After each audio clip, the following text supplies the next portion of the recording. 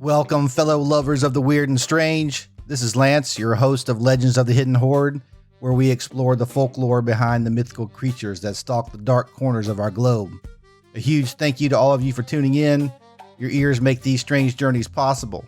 If you enjoy the show, please hit that subscribe button, leave me a quick review, and give me a follow on Facebook, Instagram, Threads, or X. Your support truly makes a difference. Now, let's dive into the next story. Deep in the heart of southeastern Louisiana, where the Pearl River bleeds into a labyrinth of bayous and ancient wetlands, lies the Honey Island Swamp. Nearly 70,000 acres of primeval wilderness. Cypress giants draped in veils of moss. Black water that mirrors nothing but the void above. And a silence so profound, it presses against the chest like a warning. This is a place that time forgot, where the line between the living world and something older, something tainted, grows thin.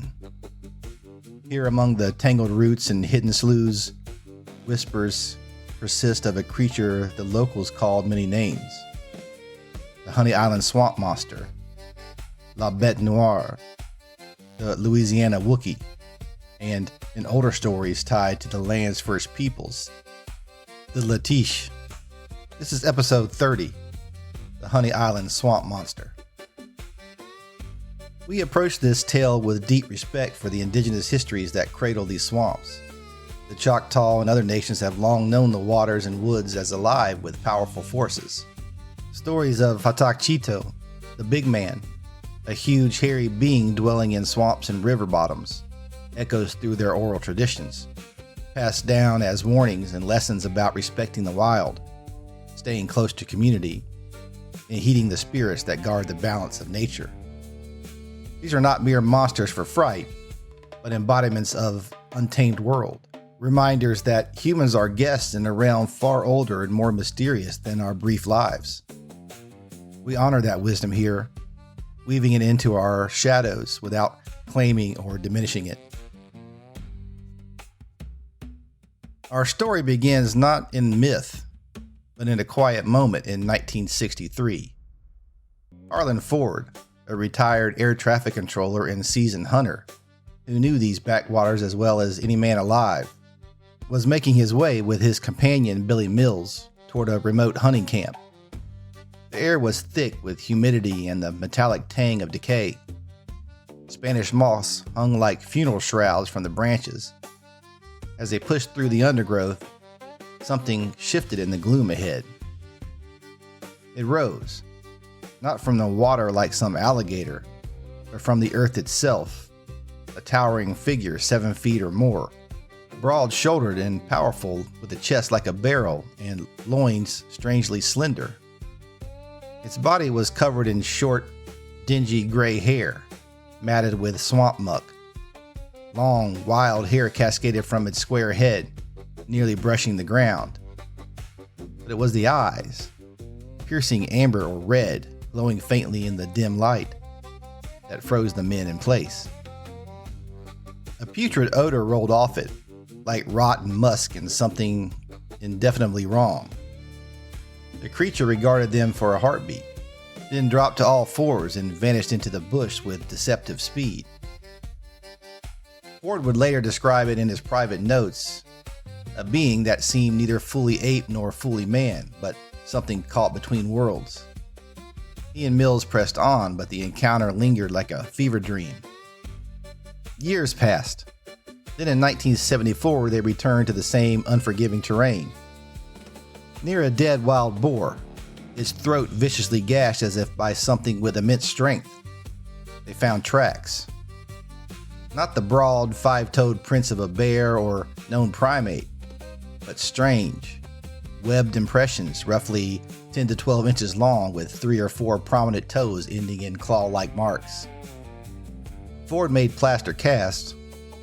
Officials from the Louisiana Wildlife and Fisheries Commission examined them and could not match them to any known animal. The legend ignited. But the Honey Island tales run deeper than one man's sightings.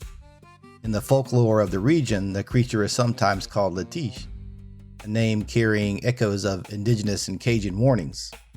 Some stories speak of abandoned or wayward children lost to the swamp's embrace, transformed by its ancient powers into something feral and eternal. The Choctaw spoke of Hadakchito, the big man of the swamps, a being to be respected from a distance, a guardian or a reminder of nature's raw power. Cajun traditions blend this with Rougarou or Loup-garou, the wolfman who punishes those who stray from community values, especially children who wander too far or disobey. These stories served as vital lessons. Respect the land, honor your kin, do not venture alone into places where the veil is thin. Edge cases in the lore add layers of unease. Some whisper of multiple creatures, pairs swimming across the river, shaking water from their hides before vanishing. Trapper Ted Williams reportedly saw them often, insisting they left him alone, until the day his boat was found empty. His body was never recovered. Others claim the beast is a hybrid born of tragedy, a circus train derailment in the early 20th century that supposedly released chimpanzees into the bayou, where they inbred with alligators in some fevered twist of nature. Biologically implausible, yes, but such motives recur in American folklore, blending the exotic with the local wild. There are darker edges still.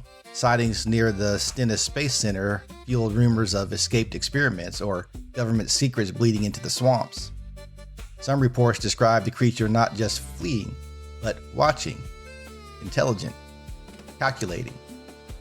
A Super 8 film later found among Ford's belongings after his death in 1980 shows a tall, hairy biped moving through the trees from a blind.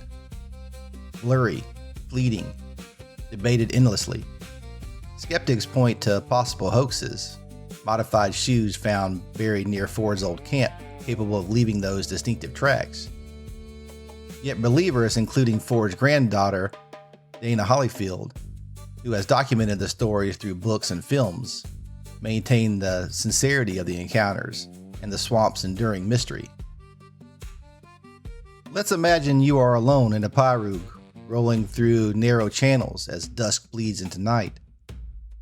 The cypress trunks rise like silent sentinels. Mist curls over black water. A branch snaps. Not the random crack of a deer, but deliberate. Something large moves parallel to your path, just out of sight. The air grows heavier, charged with that unmistakable stench.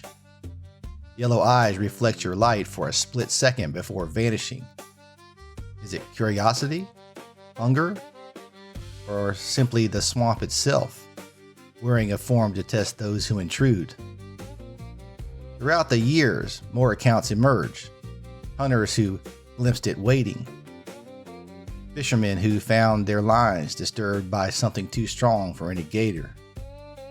Missing persons, livestock torn apart, always on the fringes, never fully revealed. The swamp protects its own. As the story fades into the mist, we are left not with proof, but with questions that echo in the human soul. What is the Honey Island swamp monster? This tainted one? A relic of forgotten evolutionary branch surviving in the last wild places? A manifestation of the land's memory, born from indigenous respect for nature's power and Cajun cautionary wisdom? Or a mirror, a projection of our own primal fears? The other we create when we confront wilderness we can no longer control. In the age of technology, creatures like the tainted one remind us that the unknown still lurks at the edges of our maps. It teaches us respect for the ecosystems we have scarred, for cultures whose knowledge of balances we too often ignore, and for the limits of human certainty. To dismiss it entirely is to flatten mystery. To chase it blindly is to risk hubris. Instead, it calls us to listen to the swamp's warnings and to respect the indigenous voices preserving harmony with the earth. We need to embrace the quiet voice within that recognizes we are not masters here, but part of a tangled web. For the future, as development encroaches, such legends may become elegies or lost wisdom in the wild places that once humbled us. Or perhaps they signal resilience, that something ancient endures, teaching new generations to tread lightly and question everything in the world that demands conformity. The Honey Island swamp monster, or the tainted one, does not need to be real to matter. Its shadow warns us. Protect what remains wild, or one day, the only monsters left will be the ones we made ourselves. That's it for today's story. I hope you enjoyed it. If you did, hit that subscribe button on your favorite podcast app. Give me a follow on social media. And until next time, laissez le bon temps rouler. And remember to keep your eyes open. You never know what might be lurking in the shadows.